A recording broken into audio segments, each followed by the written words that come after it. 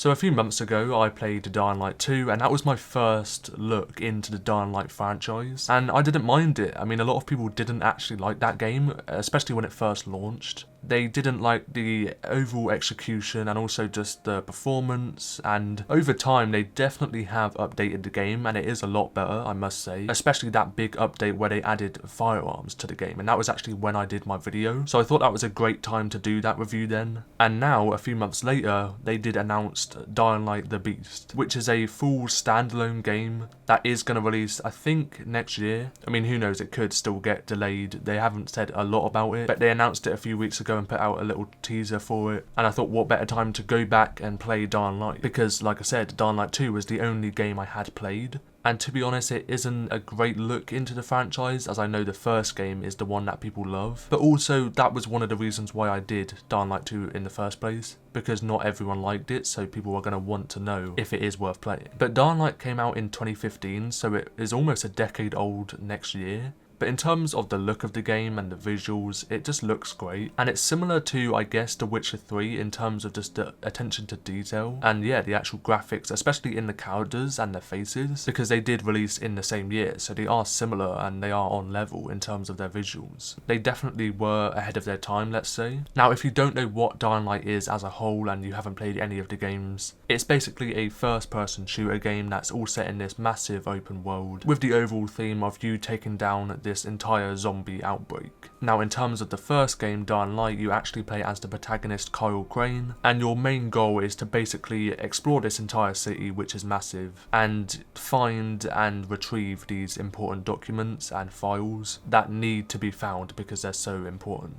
So in terms of the actual plot, I mean, it is fairly straightforward. And it's actually set in this fictional city of Haran. But in my opinion, and I probably said this last time, I just think in terms of this franchise, the main aspect for me and one of the reasons why I wanted to play it was because of the gameplay. I think that is the key element of the game. Of course, I'm not saying the story is something to not, focused on, but in my opinion, I just love the gameplay, and a lot of the time it is the other way around, but because of how unique this gameplay is, that's my main focus rather than the actual narrative. But in terms of the world, and it's something that I noticed quite early on in the game, not right away, but definitely early on, is that in terms of this world design, I definitely prefer it to Dying Light 2, which I guess is quite crazy to say, because of course, Dying Light 2 was 7 years later. They spent a lot of time on it, and they have all this new technology. You'd think the world would be, next level. But in my opinion, just the actual layout and the way they put together this world in the first game, I definitely do prefer it, in my opinion. And of course, a key element of the gameplay, if you don't know, is the parkour. So it's something that you definitely have to,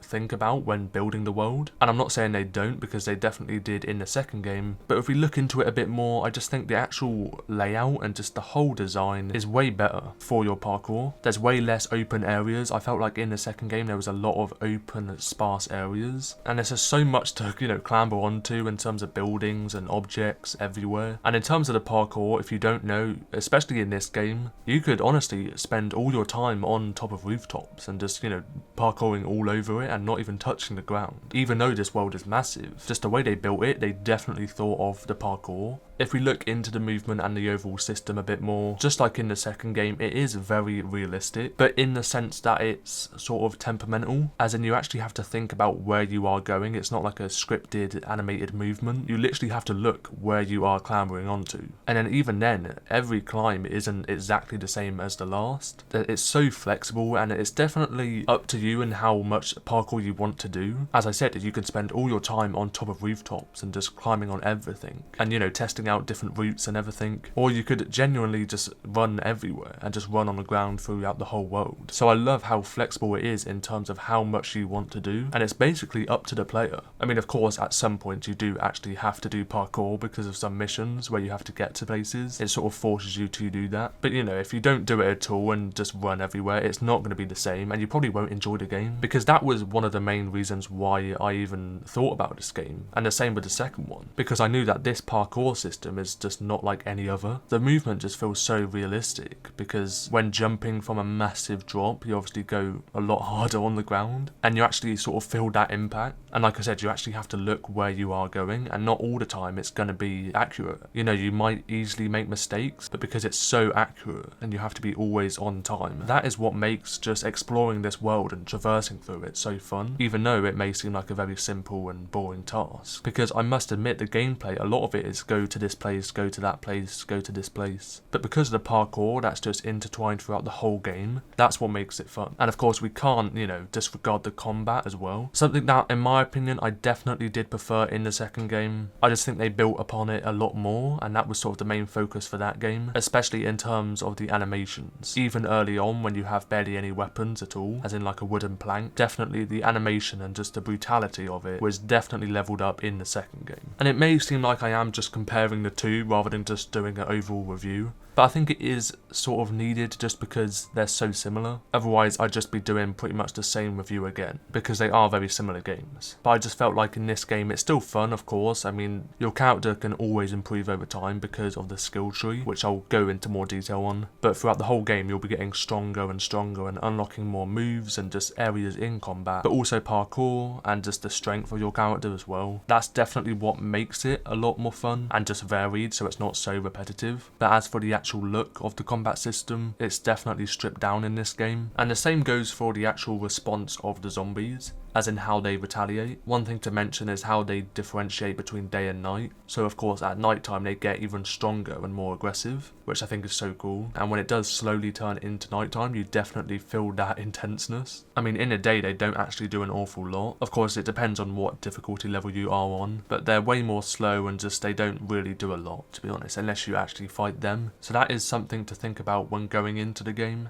I mean, at night time there actually are new ones as well and different zombies that come out. So it's not just the other ones that increase in speed and their strength, but there's also new zombies called volatiles, and they are very dangerous and very strong, even on a low difficulty as well, and definitely quite quick as well, because I mean, no matter how fast you run, they'll always catch up, so you sort of are forced to do this parkour again, which is another reason to do it. Looking into that combat, you are going to do a lot of melee action, but I believe at the start of this game when it did first launch, the firearms were already there, and that's an issue that people had with the second game's release, because there were no firearms. Of course, early on you don't even have them anyway, it's usually later on in the game where you get them, but at least they are there, whereas the second game they actually had to bring out a whole new update 2 years later, which is quite late to be honest. But with these melee items you do have to repair them at some point. Of course some are, you know, quicker than others in terms of their strength. I mean, a few hits will definitely break it already, but there are rarities in your items as well, and you can buy them of course, but you repair them and craft them with all the materials you find around the map, but you do actually have to go about and do that. You know, it's not just given to you, you actually have to do it yourself. If anything, they're actually quite sparse, until you actually start looking into them, but as in when you complete a mission, you don't get a lot, you don't get like a bunch of materials for you. It's very strategic in its survival, and looting and exploring is a massive part of the game, as well the combat and the parkour. In terms of the actual game itself, it's very simple. As I mentioned, the actual mission design where it just says to go to a place and then go to another and you're basically going back and forth, at face value that may seem like a very simple task, and you could say it becomes repetitive, but it doesn't, because the freedom is in your hands and it's sort of up to the player. And I've said this with a lot of games really, on how you want to go about the game and how fun you want to make it. So that goes with how much parkour you want to do and the different routes you want to take, and not just, you know, running everywhere, actually exploring this world for different places to parkour on, but also to collect materials which you need, they're not just given to you. And then in terms of the combat, by switching between different melee weapons, and of course later on with the firearms, so a lot of it is up to the player. But with that whole idea of basically being told where to go, you end up exploring this entire world, which looks great and there's so much variety to it. But the thing is, I didn't mind Dying Light 2, I thought it was actually not that bad, and it seems like a lot of people did. It definitely wasn't a, you know, hated game, but a lot of people did have their complaints in a way. And I guess if you do play the first game, then yes, coming off the first game and then going into 2, you may be a bit disappointed because it's sort of a little bit more stripped down, I guess. But I'm sort of glad I did it the reverse way, because I definitely do prefer the first game. Just as a whole, there's aspects that just are way better in this game. Of course, there's small improvements on areas that, you know, are made in the second game, but just looking at it as a whole, I sort of knew already that this game was going to be a lot better, and I would love this game because I didn't mind the other one. So I definitely definitely went in with high hopes. And I think you should as well, even if you haven't played the other game. I think it's a great game for the casual player as well, because you can play on any difficulty, and of course it's you versus zombies, and that's all it really is. But the fun is with exploring this entire world and going through the story, and of course the parkour as well, and just actually upgrading your character, which definitely makes a difference. And that also quickly brings me on to the skill tree itself and a bit more detail of it. So it's set up into 4 different categories, one of them being the survivor, and that focuses, funny enough, on survival skills. So that means crafting and trading,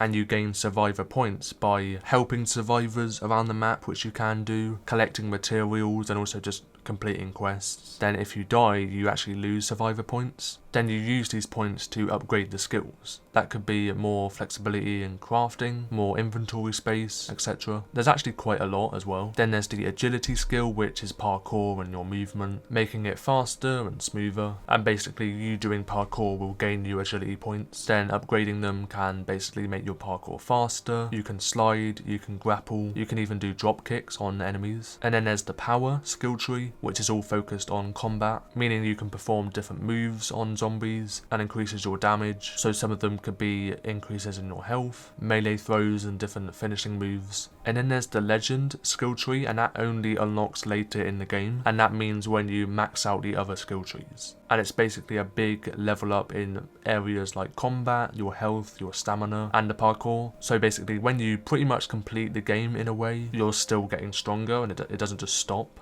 So all of that definitely does upgrade the gameplay and definitely changes your character, as I was on about. He always gets stronger, making the gameplay even more varied. And I think that's where I end my review of Dying Light in 2024. I sort of knew I would enjoy this game, and I definitely do recommend it. I mean, I recommended Dying Light 2, so I think it was sort of obvious that I would enjoy this game, and I do definitely prefer it, and I think most people do, but who knows? I mean, you know, Dying Light 2 does have some areas that are improved on, but there are some big cons as well. So if you did enjoy this video, then let me know by tapping that like button down below. And if you enjoy single player and multiplayer games as well, then that's what this channel focuses on. I have various playlists on a selection of games, so you can subscribe to the channel if you'd like to. And if you want to support me any further, then you can become a member at either level 1 or 2 to gain access to various perks. Then tap the join button below. Thank you all for the support and watching until the very end of the video. That was Dying Light in 2024, and bye bye.